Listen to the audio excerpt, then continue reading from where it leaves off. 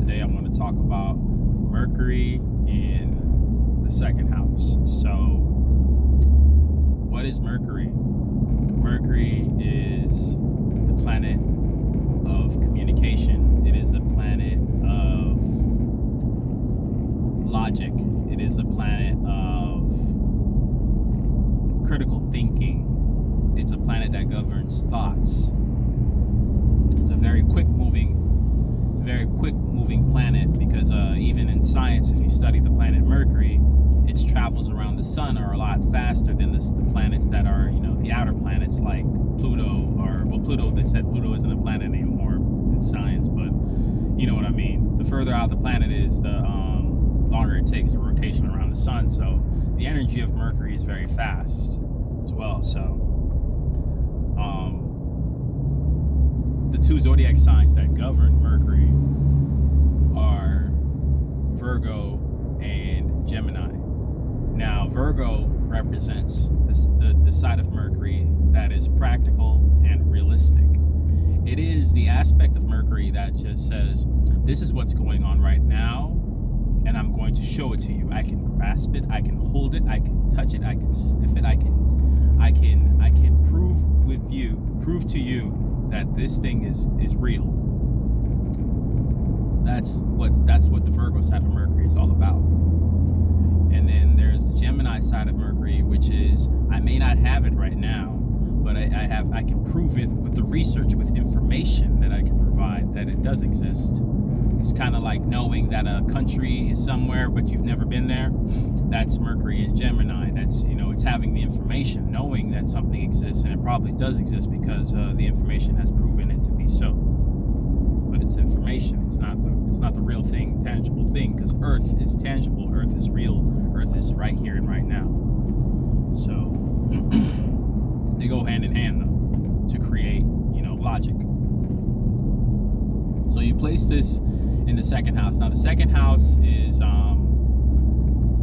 it rules Taurus, basically. Taurus in the second house going hand in hand. Taurus is a Venusian sign. It's ruled by Venus. It's about pleasure. It's about physical touch as well. It's an earth sign. It's a very sensual sign, a very sexual sign, a very money hungry, or just money, practical sign that's really good with money, one or the other.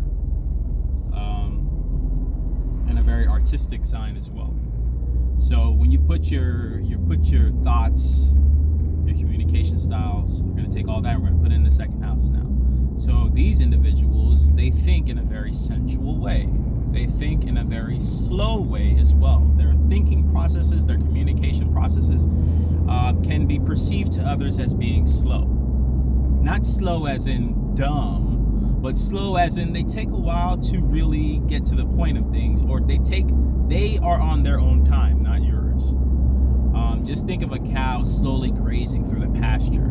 You know what I'm saying? You're not gonna, unless you're gonna use brutal force, you're not gonna really get that bovine to do what you want it to do. It's going to eat the grass when it wants to eat the grass. It's going to sit down and rest when it feels like resting. It's a very large animal, and it plays by its own rules, and it doesn't care less about your time. All right, so that's the energy of Taurus. It's just enjoying, just leisurely enjoying itself. So that's when you place in this really quick, fast-paced planet in the house of a very leisurely like energy. So people might think these people communicate slowly. People might think these people like to, they indulge in their pleasures a lot. Like they like to talk about the foods that they like to eat. They like to talk about, I made this delicious dinner the other night.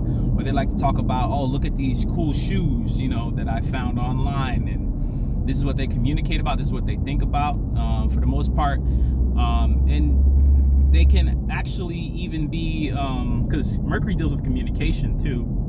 So, and if you place this in Taurus, oftentimes, not often, but sometimes you might produce an individual that is very good at singing, because this rules the voice. Communication is the voice, and now you put a pleasurable energy, which is Taurus, and you merge that with communication, right? So these people either probably have a very soothing voice, or they are able to sing.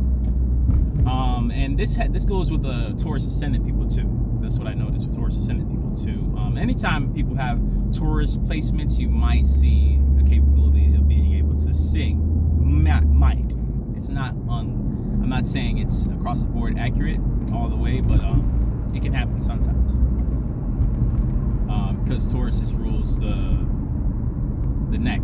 Because Aries is the head, Taurus is the neck.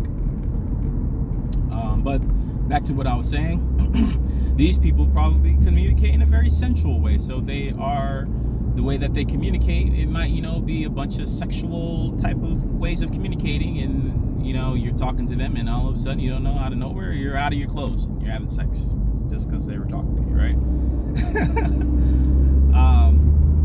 And if that's not the case, that they're always talking about, money. They're talking about how to get to the money, or they're talking about saving money. They're talking about, back to what I was saying, purchasing things. They're talking about this cool things that they see online, or that they see that they want to buy, or they're wearing an outfit, a specific garment that they like to touch.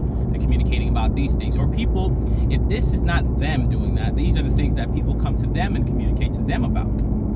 So people talk to them in a very sexual way. People talk to them about finances. People talk to them about dinner and about all kinds of food and pleasurable leisure activities to them. So when you have Mercury here, this to me just creates a very pleasant way of communicating, a very slow and methodical way of communicating, a type of talker that does not speak when you want them to speak. They speak when they feel like it, and that can irritate people, but hey, it is what it is. And the last thing I would say is that these people, they speak in a very practical and stable way. They're not going to be raising their voice all the time. They have a very consistent tone when they're talking to you. Not always trying to raise their voice, always up and down, up and down. They try to be consistent in the way that they're speaking to you, and they like to talk about practical, realistic things as well. They don't want to talk about feelings all the time. They would rather talk about what can be done in the here and now. So this is what I think about Mercury in his second house. I hope you all enjoyed